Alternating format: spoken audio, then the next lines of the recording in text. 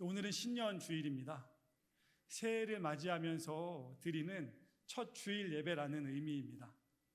신년 예배에 함께 하시는 성도님들의 삶 속에 그리고 가정 가운데 하나님의 은혜가 함께 하시길 바라며 특별히 하나님만이 주실 수 있는 소망이 넘쳐나는 2026년 되시길 축복합니다.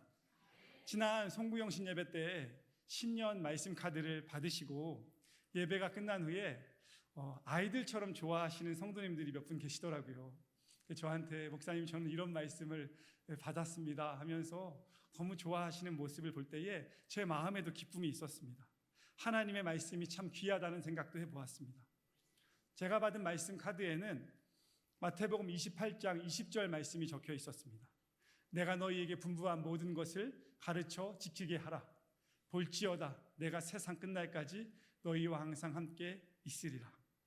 내가 너희에게 분부한 모든 것을 가르쳐 지키게 하라라는 말씀이 한 해 동안 새 사람을 입으라는 표어를 가지고 성도님들에게 말씀을 잘 가르쳐 보겠다고 결심하는 저에게 주시는 하나님의 말씀처럼 정말 느껴졌습니다. 그래서 그렇게 해보려고 합니다.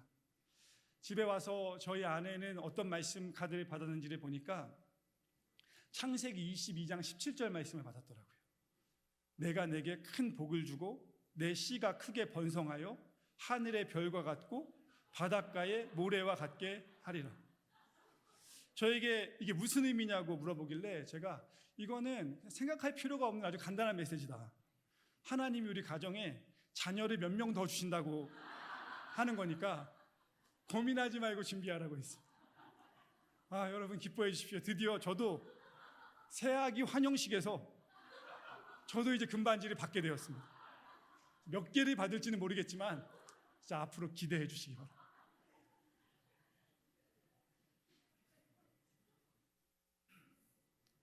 그냥 드리는 말씀이고요. 제가 그 말씀 카드를 읽고 교회에서 성도님들이 정성껏 적어주신 새해 기도 제목들을 하나하나 읽다 보니까 정말 성도님들 가정 가운데 가정에 태의 문이 열리기를 기도하시는 분들이 계시더라고요. 그래서 제가 하나님께 하나님 저는 별과 같이 빛나지 않아도 되니까 우리 정말 간절한 마음으로 기도하시는 성도님들 가정에 태의 문이 많이 열려지는 2026년 한 해가 되게 해달라고 기도했는데 하나님이 응답해 주실 줄 믿습니다. 그 외에 수많은 기도의 제목들 제가 앞으로도 계속 기도하겠지만 오늘 욕심에 대한 설교인데 그 모든 기도의 제목이 다 이루어지면 좋겠지만 그게 다 이루어지길 바라는 것은 우리의 욕심일 수도 있고요. 그리고 어떤 성도님들은 좀 욕심을 많이 담아서 쓰신 것도 있더라고요. 근데 하나님이 기뻐하시고 하나님이 뜻하시는 방향성 속에서 하나님이 성도님들이 적으신 기도의 제목 가운데 아름답게 응답해 주시는 한 해가 되시기를 주님의 이름으로 축복합니다. 오늘 신년주일을 맞이하면서 옛사람을 벗어버리라는 제목으로 말씀을 전해드리겠습니다. 제 뒤에 현수막에 적혀 있는 것처럼 새 사람을 입으라는 말씀이 2026년도 예일교회 표어입니다. 잘 기억하시면서 한 해를 살아가시길 바라고요. 새 사람은 그냥 내가 입고 싶다고 해서 입혀지는 게 아닙니다. 바울은 새 사람을 입기 위해서 선행되어야 하는 일이 있다고 말했는데 먼저 옛사람을 벗어버리는 것입니다. 5년 전에 부목사로 사역을 하다가 유학을 가게 되면서 교복이나 다름이 없었던 정장과 와이셔츠와 넥타이를 모두 처분을 했습니다. 영국에 가면 그 옷을 입을 일이 없다고 생각을 했고 실제로 한두 번인가를 제외하고는 입지를 않았습니다. 학생이라는 새 신분에 걸맞게 편안한 추리닝 바지에 티셔츠 그리고 언제든지 비를 막아줄 수 있는 두꺼운 모자 달린 방수잠바 하나만 늘 입고 다녔습니다. 지난 2025년부터 이제 학생이라는 신분은 저에게 옛사람이 되었습니다. 이제 저는 캐주얼한 옷이나 추리닝을 입을 일이 거의 없고 정장이 제 유니폼처럼 되었습니다. 한 달 전 즈음에 대전에서 선교사 교육원 이사회가 있어서 저도 이사명단에 들어가 있어서 참석을 하게 되었는데 저는 오랜만에 이제 멀리 운전을 해서 가는 거고 점심만 먹고 가라고 하길래 별 생각 없이 편안한 면바지에 니트를 입고 캐주얼한 자켓을 하나 걸치고 월요일이라 그렇게 갔습니다. 그런데 모임에 들어가서 제가 너무 깜짝 놀랐습니다. 왜냐하면 모두 저보다 나이가 많으신 목사님들이신데 한 분도 빠짐없이 다 정장을 입고 계셨고 모두가 다 넥타이를 하고 계셨습니다. 식은땀이 났습니다. 모임에서 무슨 얘기가 됐는지도 잘 기억도 나지 않습니다. 모임이 다 끝나고 식사를 하러 가면서 저를 잘 아는 목사님이 저에게 오셔서 어깨를 잡으시면서 이렇게 말씀해 주시더라고요. 김 목사는 아직도 학생 같아. 그 말이 칭찬 같으면서도 한편으로는 앞으로 상황 파악 좀 제대로 하고 다녀라 라고 하시는 말씀처럼 들렸습니다. 그날 저는 결심했습니다. 앞으로 목사님들의 모임에는 무조건 정장을 입고 가고 혹시 모를 상황에 대비해서 자동차에 정장과 구두를 한 벌 준비해 놓기로 결심했습니다. 그리고 생각해 보니 예전에 담임 목사님께서 교회에서 등산대회를 가는데도 정장에 넥타이를 메고 오셨던 생각이 났습니다. 왜 그러시냐고 했더니 목사는 늘 정장을 입고 다녀야 한다고 하셨던 생각도 났습니다. 학생의 신분, 학생의 옷, 학생의 태도와 마음가짐은 저에게는 옛사람이 되었고 이제 저는 한 교회의 목사라는 정체성, 그에 맞는 옷, 그에 맞는 말, 그에 맞는 행실, 마음과 기도로 살아가야 함을 생각해 봅니다. 이렇듯 바울은 오늘 본문에서 옛사람을 벗어버리라고 말합니다. 조금 더 구체적으로 표현하면 유혹의 욕심을 따라 썩어져가는 구습을 따르는 옛사람을 벗어버리라고 표현합니다. 욕심이라는 단어가 나왔는데 욕심은 무엇인가를 과하게 원하는 것이지 않습니까? 성도님들도 다 욕심이 있으시죠? 네, 없으시고요. 지난 한 달간 성도님들의 많은 후원으로 SK25를 담임 목사실에서 운영했는데요. 교회 학교 아이들이라면 누구나 담임 목사실에 와서 이미 준비되어 있는 간식들 중에 자기가 먹고 싶은 거를 그냥 가지고 가면 되는 겁니다. 성도님들이 생각보다 정말 많이 후원해 주셔서 굉장히 행복한 시간을 많이 보냈습니다. 올해에도 그런 계획들이 계속 있으니까 기도해 주시고 협력해 주시면 좋겠습니다. 이 과자를 원칙은요, 한 개만 가지고 가는 겁니다. 근데 2개 가지고 갈 때도 있죠. 한 번은 제가 사무실을 왔다 갔다 하는데 초등학교 학생 3명이 와가지고 간식을 하나씩 이미 골랐더라고요. 근데 제가 왔다 갔다 하니까 한 친구가 저를 보더니 목사님, 그래서 왜? 그랬더니 한 개 더 가져가도 돼요? 라고 물어봐서 그럼 한 개 더 가져가, 갖고 싶은 거 또 골라. 그랬더니 좋아하면서 한 개를 더 고르더라고요. 그리고는 목사님 또 부르길래 얘가 감사합니다라고 하려고 하는구나 라고 해서 그랬더니 저를 보더니 한 개 더 가져가도 돼요? 3개를 가지려고 하는 거예요. 그랬더니 옆에서 다른 친구가 말합니다. 욕심 부리면 안 돼. 사람의 욕심은 끝이 없기 때문에 하나를 가지면 둘을 가지고 싶고 둘을 가지면 셋을, 나중에는 내가 다 갖고 싶습니다. 여학생들은 그런 경우가 잘 없는데 초등학교 고학년 남학생들이 가끔 그 SK25가 열린 걸 봤을 때 지나가면서 보고는 이렇게 말합니다. 우와, 다 내 거면 좋겠다. 욕심의 특징이 그렇습니다. 그래서 어느 시점, 어느 정도, 어느 수준에서는 멈출 줄 아는 것이 지혜이고 능력입니다. 유혹의 욕심을 따른다는 것은 욕심이 내 생각, 내 걸음, 내 시간에 사용해서 중요한 자리를 차지하게 되는 겁니다. 욕심이 내 삶의 기준이 되고 욕심이 결정권자가 되고 욕심이 내 삶의 방향이 되는 겁니다. 더 쉽게 말하면 욕심이 내 주인입니다. 내 인생의 운전대를 하나님께 맡겨야 하는데 욕심에게 내 운전대를 맡겼습니다. 오른쪽으로 가야 하는 걸 알지만 욕심 때문에 왼쪽을 선택하는 거고요. 앞으로 가야 하는데 욕심 때문에 뒤로 갑니다. 욕심은 여러 가지 모습으로 우리의 삶에 찾아와서 우리의 마음과 삶을 교묘하게 흔들어 놓으며 때로는 파괴합니다. 어떤 사람은 인정받고 싶은 욕심 때문에 거짓말을 합니다.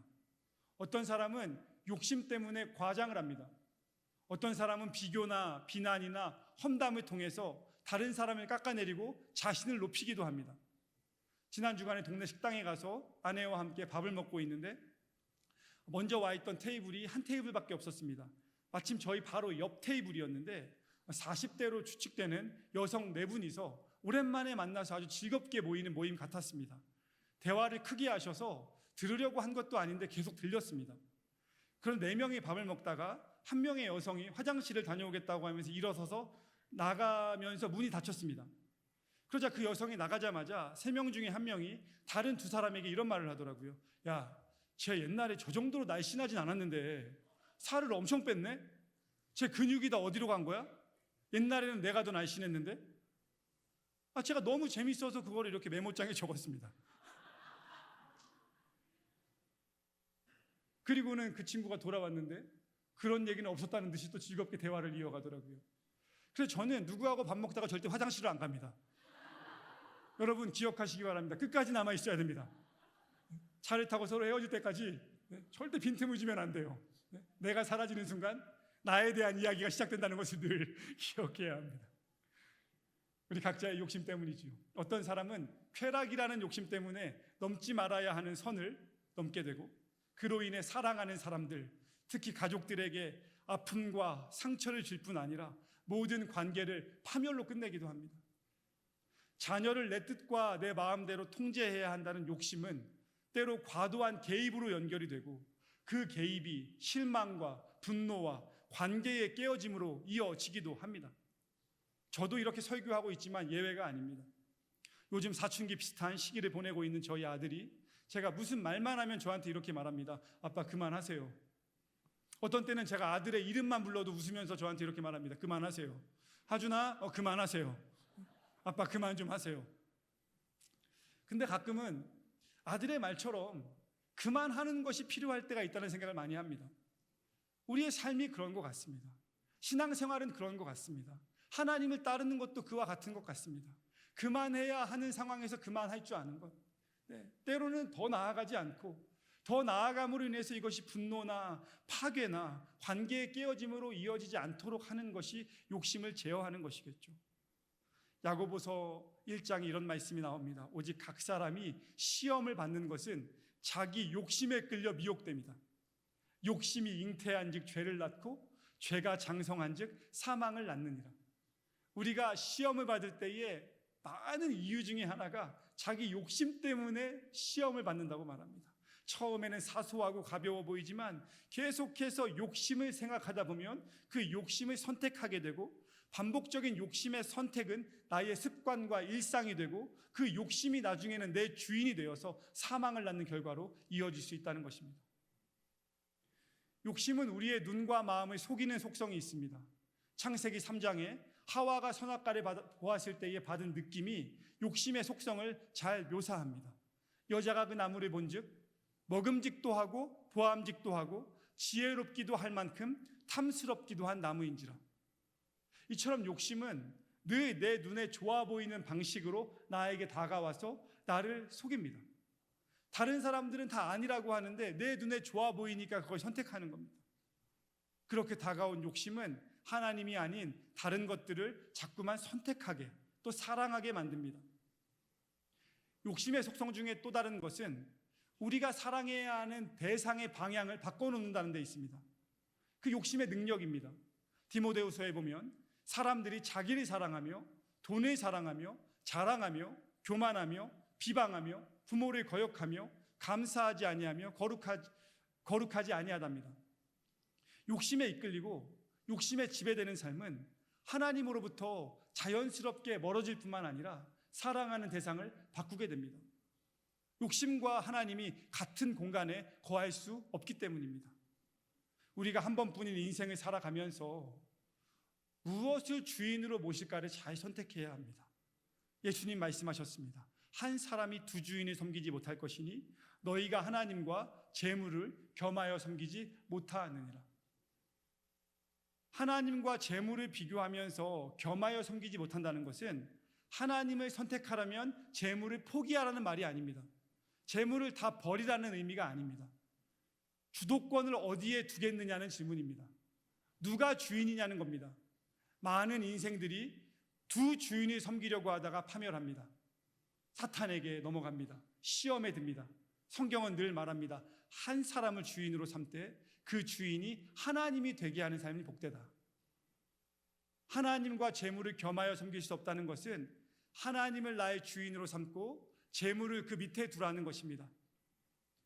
저는 우리 예액교회 성도님들이 정말 하나님이 은혜 주시고 또 복 주셔서 재물이 많아지는 분들도 계셨으면 좋겠습니다. 하지만 재물 밑에 하나님을 두지 않고 하나님 발 아래 재물이 놓여지는 인생이 되시기를 주님의 이름으로 축복합니다. 자녀들이 하나님의 복을 받아서 재물이 많아지는 것도 큰 은혜입니다. 하나님의 도움일 것입니다. 하지만 자녀들에게 늘 그 재물이 너의 인생의 최우선순위가 아니라 하나님의 말씀 안에서 하나님의 사랑과 하나님이 주시는 지혜 안에서 컨트롤 될 수 있는 재물이 되기를 우리가 가르치는 것이 신앙의 부모인 것입니다. 바울은 이와 같이 유혹의 욕심을 따라가는 인생을 또 다른 표현으로 썩어져가는 구습을 따르는 삶이라고 표현하기도 합니다. 여러분, 썩어져 간다는 것은 좋은 의미가 아니잖아요. 인생이 썩어져 간다, 굉장히 부정적인 의미이지 않습니까? 그런데 바울이 과감하게 유혹의 욕심을 따르는 인생은 썩어져가는 구습을 따르는 삶이다 표현합니다. 당장은 그 욕심의 성취가 나에게 작은 만족을 주는 것처럼 보이지만 실상은 그 욕심으로 인해서 내 양심이 점차 무뎌지고 처음에 가졌던 만족이 사라지고 더 큰 욕심을 원하게 될 것이기 때문에 그렇습니다. 겉으로는 무언가를 얻는 것처럼 또 얻은 것처럼 느껴지지만 사실은 내면이 계속해서 말라가는 것이고 스스로에게 해를 가하는 것이 욕심의 능력입니다. 에스키모인들이 늑대를 사냥하는 이야기를 어딘가에서 한 번쯤 들어보신 성도님들 계실 겁니다. 에스키모인들이 늑대를 사냥할 때 동물의 피가 묻은 칼을 얼음 바닥에다가 거꾸로 꽂아 놓는답니다. 그러면 피 묻은 이제 칼을 향해서 냄새를 맡고 늑대가 다가오는 것이죠.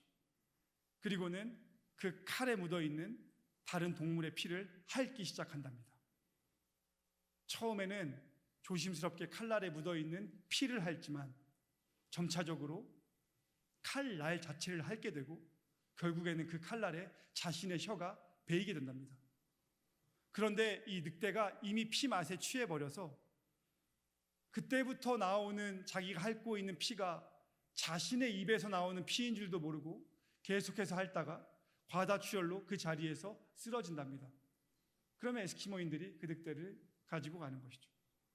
혹시 우리의 삶의 모습이 그와 같지는 않냐는 것입니다. 처음에는 만족을 느끼는 것 같지만 시간이 지날수록 욕심은 우리의 마음을 어둡게 하고 다른 사람과의 관계를 무너뜨리고 하나님을 바라봐야 하는 시야를 가리는 속성이 있습니다. 바울이 여기서 말하는 썩어져 간다는 것은 네 인생은 이미 썩었다는 의미가 아니라 썩어져 가는 방향을 향해서 나아가고 있으니 돌아보라는 것입니다.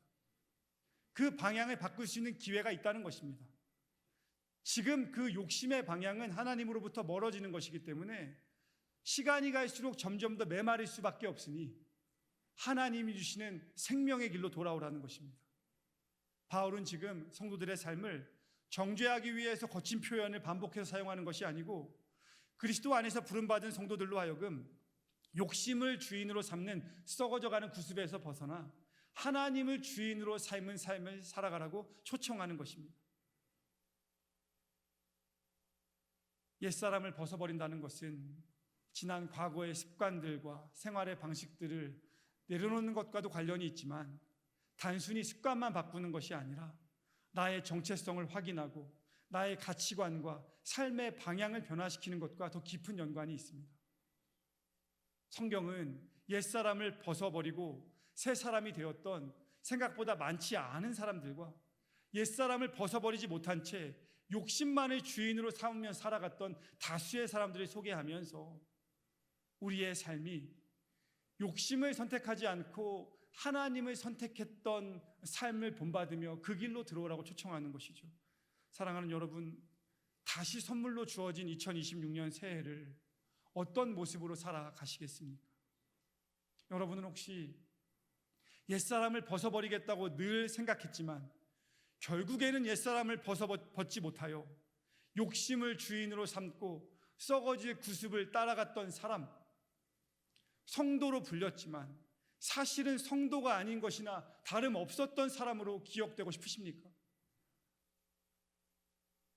제가 부목사로 사역할 때에 한 여자 권사님이, 자기 남편 권사님이 이제 얼마 안 있으면 하늘나라에 갈 것 같으니 목사님 오셔서 기도해 주시고, 그리고 특별히 영접 기도를 해달라고 말씀하셨습니다.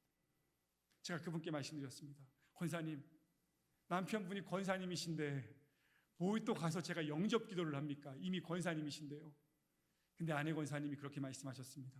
목사님, 제 남편은 권사지만 단 한 번도 권사처럼 살아본 적이 없습니다. 제가 그 병실에 1인실 아주 좋은 병실에 계셨거든요.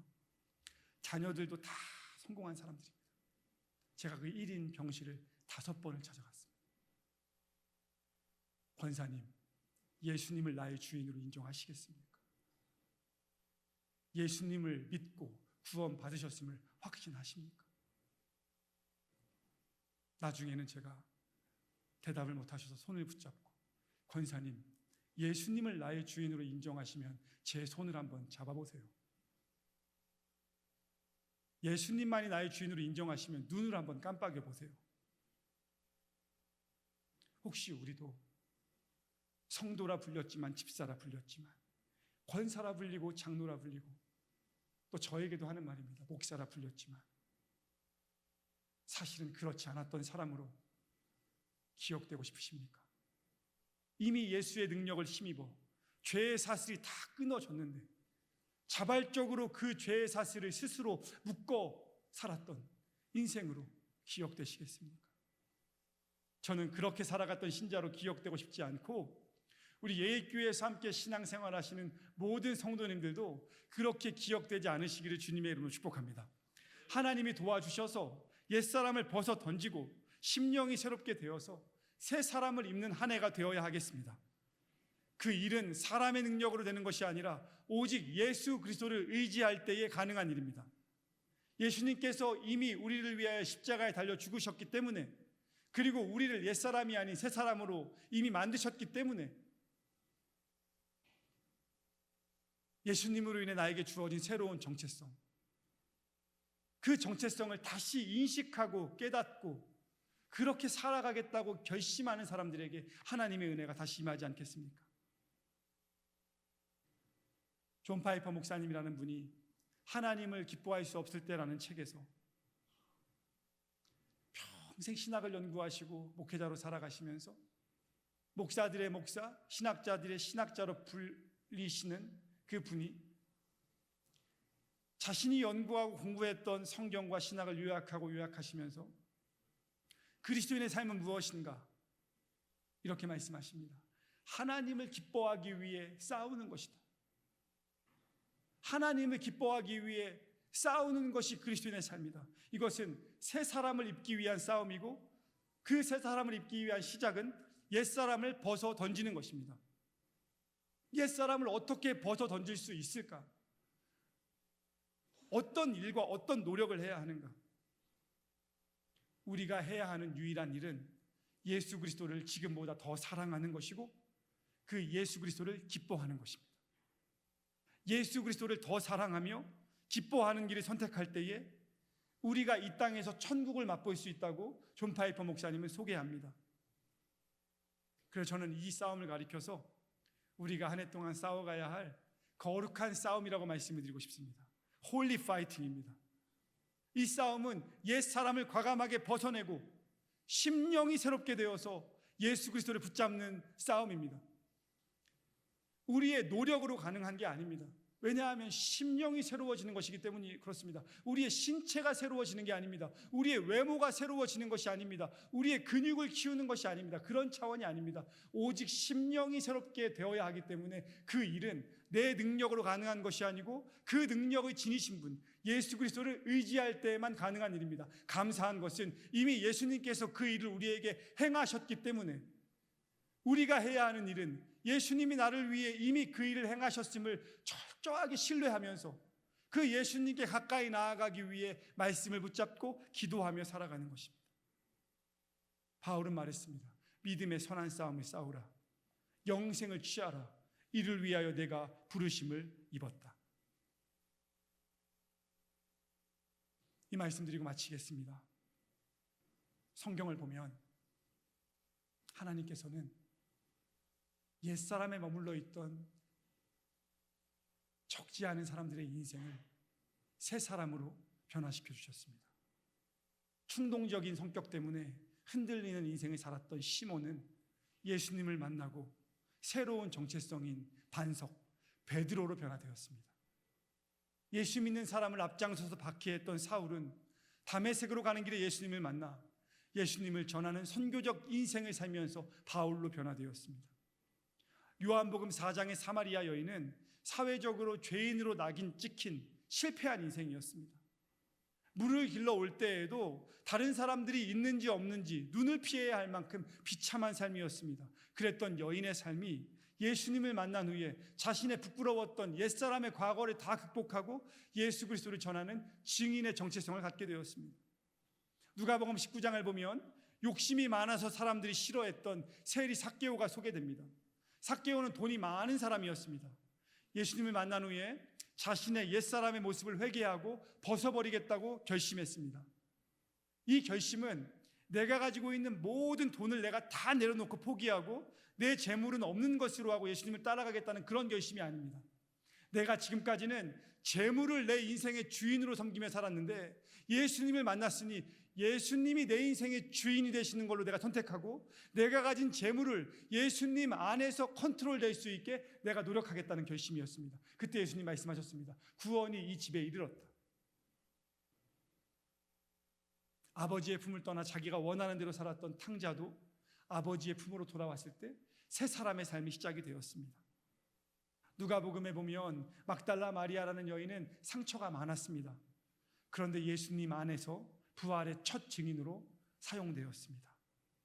예수님은 성경을 통해 옛사람을 벗어버리고 심령이 새롭게 되어 새 사람의 길을 걸어갔던 인물들을 우리에게 소개하시면서 우리 또한 2026년 새해를 맞이하며 옛사람을 벗어버리고 오직 심령이 새롭게 되어 새 사람이 되라고 초청하십니다.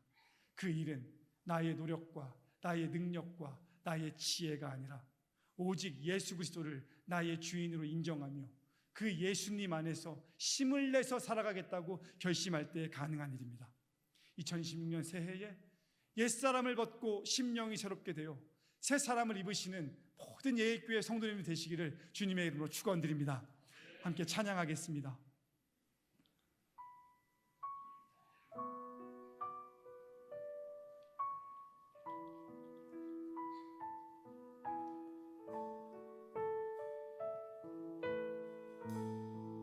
하나님 어린 양, 하나님 어린 양, 독생자 예수 날 위해 죽으신 주님,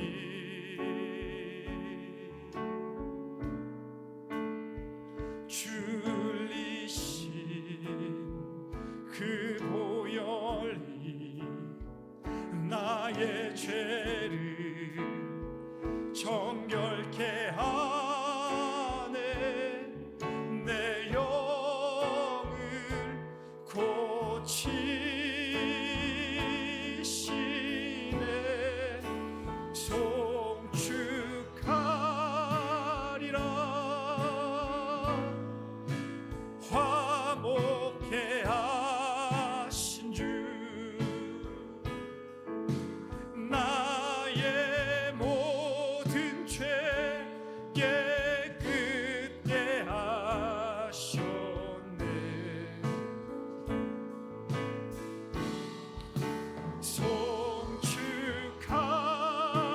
송축하리라. 귀하신 어린 양 모두 절하고 모두 외치리라. 우리 한 번 더 찬양합니다. 하나님 어린 양 독생자 예수, 하나님 어린 양 독생자 예, 그분 안에서 옛사람을 벗어버립시다. 날 위해 죽으신 주님,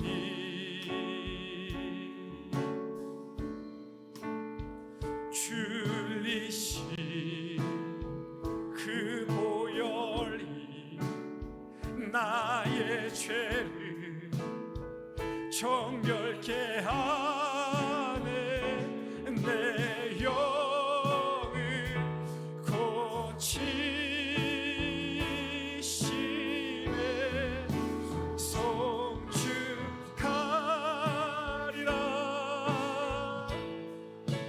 화목케 하신 주, 나의 모든 죄 깨끗게 하셨네.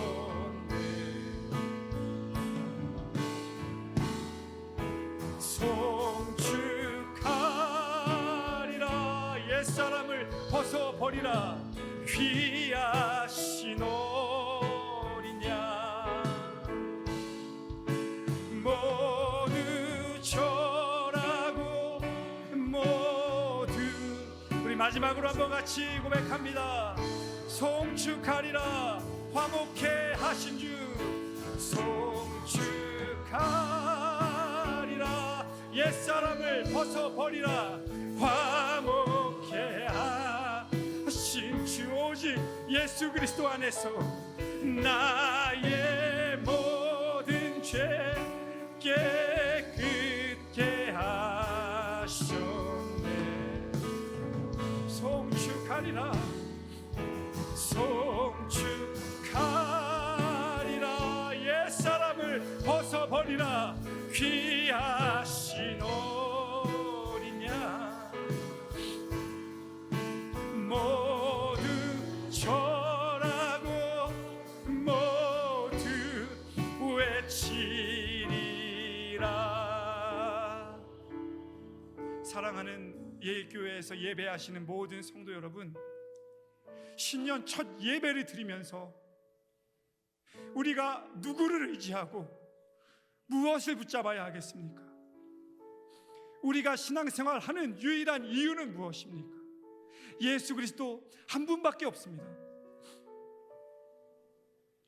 만약 저에게 능력이 있고 지혜가 있고 제가 할 수 있는 것이 많아서 여러분 한 사람 한 사람의 옛사람을 벗겨드리고 새롭게 할 수 있다면 제가 더 최선을 다할 수 있을 것 같습니다. 더 노력을 하고 싶습니다. 하지만 저도 여러분과 같은 옛사람에 머물러 있는 부족한 인생이다 보니 저와 성도님들이 함께 할 수 있는 유일한 일은 성경을 펴서 하나님의 역사를 바라보며 예수 그리스도가 우리를 위하여 행하신 그 일을 우리가 믿고 의지하면서 오직 나의 구원자 되시며 옛사람을 벗어버리게 하실 수 있는 유일한 분, 우리의 심령을 새롭게 하실 수 있으며 우리가 새 사람을 입을 수 있도록 도와주실 수 있는 유일한 그분 예수 그리스도를 의지하는 길밖에 없습니다. 우리 시간 함께 기도하실 때에 하나님, 신년을 맞이하면서 예수 그리스도가 나의 주인 될 수 있도록 주님 인도하여 주시옵소서. 아니 여러분, 우리에게 더 과감한 결단이 필요합니다. 하나님, 신년을 맞이하면서 오직 예수 그리스도만을 나의 주인으로 삼기로 이 예배 가운데 결심합니다. 우리에게 그 기도가 필요하지 않겠습니까? 하나님께서 여러분에게 주신 은혜를 따라서 오늘 말씀을 기억하면서 우리 시간 함께 주님 앞에 통성으로 기도하도록 하겠습니다. 기도하겠습니다. 하나님 감사합니다. 우리의 삶을 인도하시며 지키시는 하나님의 능력을 우리가 구하며 나아갑니다. 하나님, 주님을 의지하며 기도하며 하나님 이 시간 결단하는 모든 이들에게 주님 찾아가셔서 하나님의 은혜와 사랑으로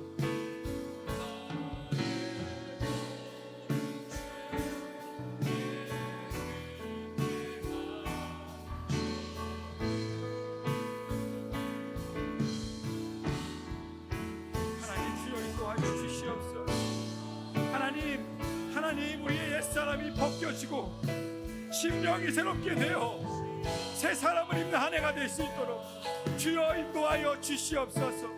하나님, 그 고백이 우리의 진심이 되게 하여 주시옵소서. 하나님, 나의 옛사람이 벗겨지고 심령이 새롭게 되어 새 사람을 입을 수 있도록 주님 도와 주시옵소서. 하나님 우리를 도와주시옵소서. 욕심을 주인으로 삼는 삶이 아니라 하나님이 계심을, 하나님이 함께 하심을, 하나님이 도우심을, 하나님의 역사하심을 주여 기억하며 나아가는 우리 예교회 성도들이 될 수 있도록 주여 인도하여 주시옵소서. 하나님 성도였지만 성도가 아닌 사람으로 기억되지 않게 하시고, 하나님 권사였지만 권사가 아닌 삶이 되지 않게 하시고, 하나님 오직 예수 그리스도 안에서 하나님 새롭게 되는 삶을 살아갈 수 있도록 주여 도와주시옵소서. 하나님 우리를 그렇게 인도하여 주시기를 간절히 구합니다. 하나님 인도하여 주시옵소서. 하나님 그렇게 도와주시옵소서. 하나님 도와주시옵소서. 하나님 도와주시옵소서.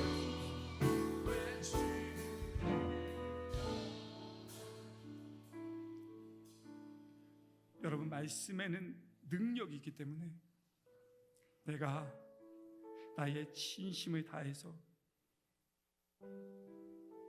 하나님 앞에, 하나님 나는 옛사람을 벗기 원합니다. 심령이 새롭게 되기 원합니다. 새 사람을 입혀 주시옵소서.